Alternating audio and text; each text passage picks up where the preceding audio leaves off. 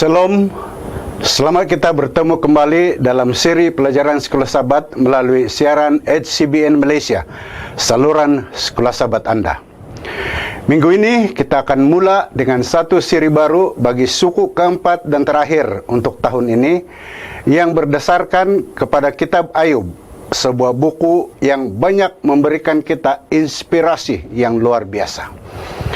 Dan kita akan mulakan dengan pelajaran pertama untuk tarik 1 hari bulan Oktober 2016 yang bertajuk Kesudahan.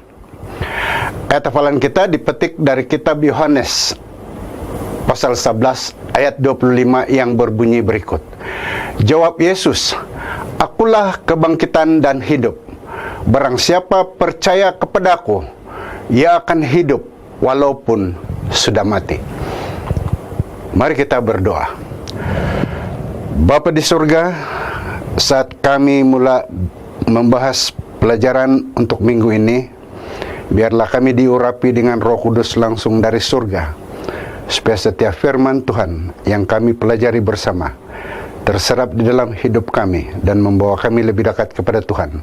Dalam nama Yesus kami berdoa. Amin. Ayat Alkitab untuk pelajaran kita pada minggu ini adalah berikut. Ayub 42 ayat 10 sampai 17, Kejadian 4 ayat 8, Matius 14 ayat 10, 1 Korintus 4 ayat 5, Daniel 2 ayat 44, dan Ayub pasal 14 ayat 14 dan 15. Jika kita membaca sebuah buku fiction, umpamanya atau cerita rakyat, kita selalu ingin membaca satu kesudahan pada cerita itu yang membahagiakan. Kita merasa puas jika watak hero dalam cerita itu akan menjadi bahagia pada akhirnya. Tetapi bagaimana dengan keadaan yang sebenar?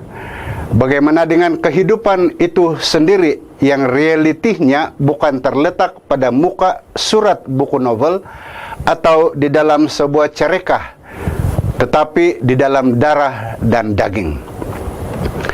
Dan juga, bagaimana pula dengan cerita riwayat hidup kita sendiri? Apakah kesudahannya? Atau apakah yang kita inginkan? Adakah ia berkesudahan seperti berakhirnya sebuah karangan yang baik? Lagi, bagaimana mungkin kita boleh katakan sesuatu hal itu boleh berakhir dengan baik, sedangkan cerita kita selalu diakhiri dengan kematian?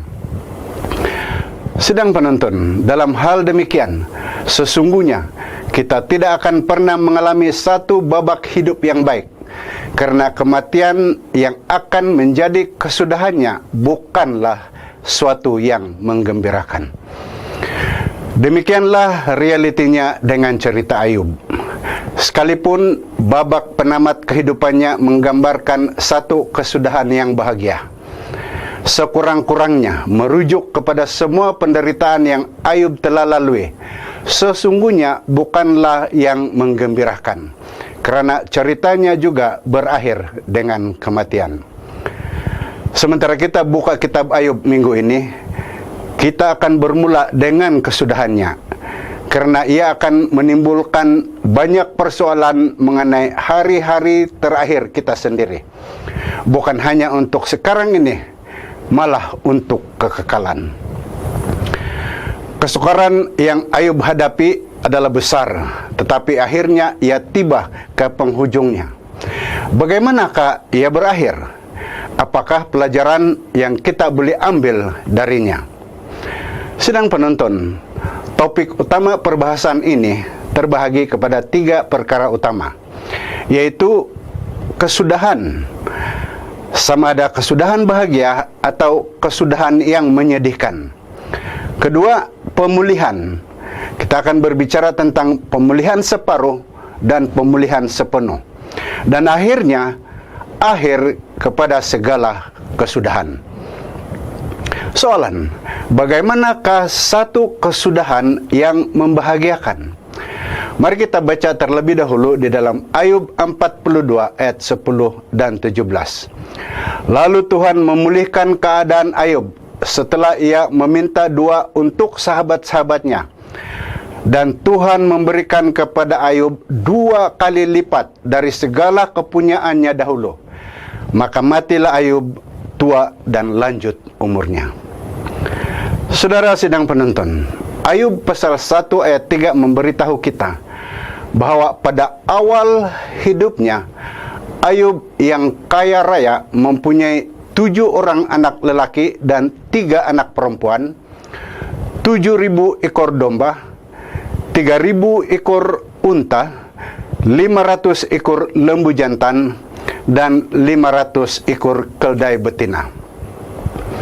Pada penghujungnya, Ayub 42 ayat 10 hingga 17 memberitahu kita bahwa akhirnya dia diberkati dengan 7 anak lelaki dan 3 anak perempuan, 14.000 domba, 6.000 unta, 1.000 lembu jantan, dan 1.000 keldai betina. Ayub akhirnya memiliki 2 kali ganda dari apa yang ada padanya sebelum itu. Dan tambahan, anak perempuannya adalah yang paling cantik di muka bumi. Dia sempat bersama cucunya dan juga cicitnya dan hidup selama 140 tahun lagi untuk menikmati segala yang telah diberikan kepadanya. Namun demikian, akhirnya Ayub meninggal dunia.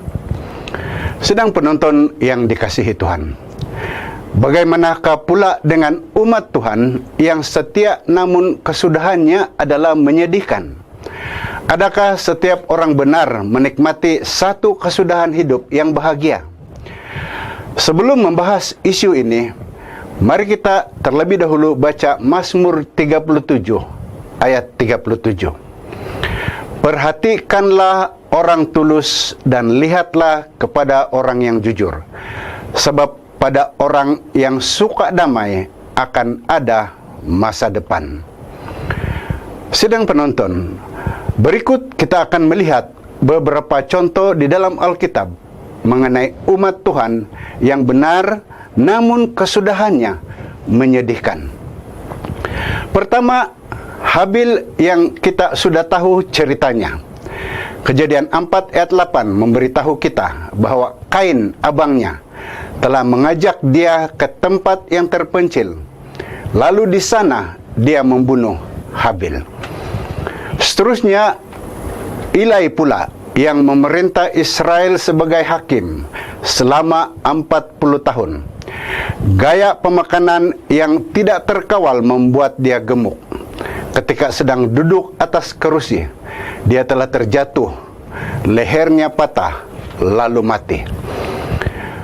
2 Samuel 11 ayat 17 mengisahkan satu peristiwa sedih apabila Uriah, orang suruhan Daud yang setia, ketika dalam satu pertempuran menyerang sebuah kota musuh, telah terkena anak panah, lalu terbunuh. Keempat, di antara semua raja Israel, Raja Yosia disebutkan dalam Alkitab sebagai seorang raja yang baik. Namun 2 Tawarik 35 ayat 25 hingga 24 mencatatkan satu peristiwa di mana dia menyamar sebagai orang biasa untuk berdepan serangan musuh, lalu terkorban. Di dalam Perjanjian Baru pula, Matius 14 ayat 10 merekamkan satu kisah sedih apabila Raja Herodes menuruti permintaan istrinya untuk memanggal kepala Yohanes Pembaptis dan meletakkannya di atas sebuah talam. Akhir sekali, dalam kesempatan ini, Lukas memberitahu kita di dalam Kisah Para Rasul 7 ayat 59 dan 60, bagaimana hamba Tuhan yang bernama Stefanus telah diheret keluar kota dan dilempari dengan batu sampai mati. Kita mendapat tahu dari cerita tadi bahwa ada umat Tuhan yang setia dan taat juga tidak terlepas dari mengalami satu kesudahan yang menyedihkan. Apapun, mungkin kita sendiri sama ada akan mengalami hidup bahagia atau tidak semasa di dunia ini, namun kesudahan bagi semua orang adalah sama, yaitu kematian. Sidang penonton, Mazmur berkata, pada orang yang suka damai akan ada masa depan, yaitu satu masa depan yang tiada kesudahannya. Topik seterusnya dalam perbahasan kita ialah mengenai pemulihan separuh. Apakah yang dimaksudkan dengan pemulihan separuh ini? Kita dahului dengan membaca sebahagian kandungan surat Paulus kepada orang di Korintus dalam 1 Korintus pasal 4 ayat 5. Karena itu janganlah menghakimi sebelum waktunya, yaitu sebelum Tuhan datang. Ia akan menerangi juga apa yang tersembunyi dalam kegelapan, dan ia akan memperlihatkan apa yang direncanakan di dalam hati. Maka tiap-tiap orang akan menerima pujian dari Allah. Pada penghujung kesukaran Ayub, dia telah dipulihkan kepada satu keadaan yang lebih baik daripada sebelum itu. Namun demikian, pemulihannya itu bukan suatu yang lengkap. Dia masih mengingati anak-anaknya yang telah tiada, serta pengalaman ngeri yang dia telah lalui. Walau apapun yang kita telah lalui di dalam hidup kita, namun sama seperti Ayub, pemulihan terhadap kita tidak akan lengkap selagi berada di dalam dunia ini. Akan sentiasa wujud pertanyaan yang tidak terjawab dan luka yang tidak akan sembuh. Dalam hal seperti ini, Allah telah berjanji bahwa Dia akan menerangi apa juga yang tersembunyi dalam kegelapan. Suatu hari nanti, Dia akan pulihkan kita sepenuhnya. Perkara ketiga yang kita akan bahas ialah pemulihan yang lengkap. Apakah yang Alkitab katakan tentang pemulihan yang lengkap? Siapakah yang akan memberikannya? Sedang penonton, Tuhan telah berfirman melalui seorang nabinya yang luar biasa. Di dalam Daniel pasal 2 ayat 44 berbunyi berikut. Tetapi pada zaman raja-raja, Allah semesta langit akan mendirikan satu kerajaan yang tidak akan binasa sampai selama-lamanya, dan kekuasaan tidak lagi beralih kepada bangsa lain. Kerajaan itu akan meremukkan segala kerajaan dan menghabisinya, tetapi kerajaan itu sendiri akan tetap untuk selama-lamanya.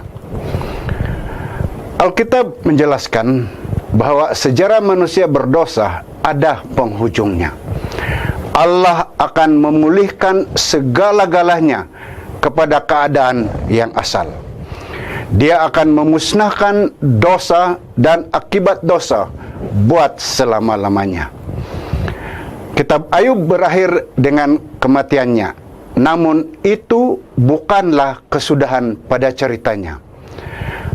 Sedang penonton, kematian juga bukanlah satu kesudahan bagi cerita kita juga. Suatu hari nanti, Daniel 7 ayat 18 berkata, orang-orang kudus milik yang maha tinggi akan menerima pemerintahan, dan mereka akan memegang pemerintahan itu sampai selama-lamanya, bahkan kekal selama-lamanya. Sedang penonton, itulah nanti hari apabila pemulihan terhadap kita akan lengkap sepenuhnya. Kubur dikatakan sebagai satu kesudahan. Pada bahagian akhir perbahasan ini, kita berbicara mengenai akhir bagi segala kesudahan. Apakah yang kita dapat pelajari dari riwayat Ayub sehubungan dengan perkara ini? Mari kita baca dalam Ayub 14 ayat 14 dan 15. Kalau manusia mati, dapatkah ia hidup lagi? Maka aku akan menaruh harap selama hari-hari pergumulanku sampai tiba giliranku, maka engkau akan memanggil dan aku pun akan menyahut. Engkau akan rindu kepada buatan tanganmu. Saudara sidang penonton, akhir bagi segala kesudahan akan tiba dengan pemulihan kerajaan Allah yang kekal. Selepas itu, tidak lagi akan ada kesudahan. Pada waktu itu, ramai umat saleh dari pelbagai peringkat umur sudah meninggal dunia. Dan kita sendiri juga mungkin sudah tiada. Adakah kita akan hidup kembali? Ayub mempunyai jawaban yang kukuh kepada pertanyaan itu. Apabila nanti Ayub akan mendengar suara memanggil umat tebusan Tuhan, dia akan menyahut dengan tubuh yang dibangkitkan. Mereka yang masih hidup ketika itu akan diubah apabila mendengar suara yang memanggil kita. Sila baca dalam 1 Korintus 15 ayat 52. Yohanes seterusnya menulis di dalam Yohanes pasal 5 ayat 28 yang berbunyi berikut. Janganlah kamu heran akan hal itu, sebab saatnya akan tiba bahwa semua orang yang di dalam kuburan akan mendengar suaranya. Pena inspirasi memberitahu kita dalam Prophets and King pasal 58 muka surat 682. Setan melalui kejayaannya dalam memalingkan manusia dari penurutan telah menjadi dewa bagi dunia ini. Pemerintahan yang pernah menjadi milik Adam telah diserahkan kepada perampas kuasa. Namun anak Tuhan telah datang ke dunia ini untuk membayar upah dosa. Dan dengan demikian bukan sahaja dia menebus manusia, tetapi juga mengambil semula pemerintahan itu ke atas dunia yang telah hilang. Saudara, sebagai kesimpulan, kita telah memulakan buku Ayub dari kesudahannya yang kelihatan seperti sebuah kisah mengenai mereka hidup bahagia selamanya. Sementara memang benar bahwa Tuhan boleh mengubah tragedi menjadi kebahagiaan. Namun dia tidak selalu berbuat demikian. Oleh yang demikian, perkara terakhir mengenai Ayub bukanlah lebih kepada pemulihan semua harta miliknya, tetapi pada perubahan hati yang dia telah alami, dan bahwa kita boleh mengalaminya juga.